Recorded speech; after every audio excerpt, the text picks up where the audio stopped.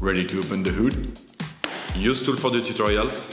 And for car parts, the right idea is the Mr. Auto app. Easy, fast, and with better prices than on the website.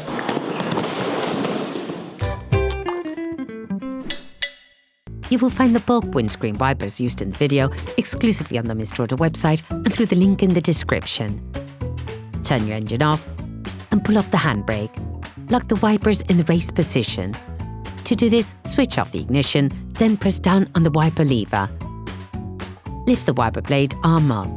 To take the blade off, place it perpendicular to the arm and push. All parts used in this tutorial are supplied by our trusted partners. These partners also help us create as many video tutorials as possible. Check them out in the description below. Take the new blade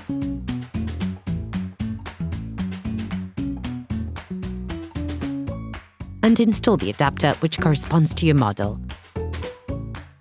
Insert it into the metal cylinder of the arm, then flip it so that it's like an extension of the arm itself. Put the blade onto the windscreen.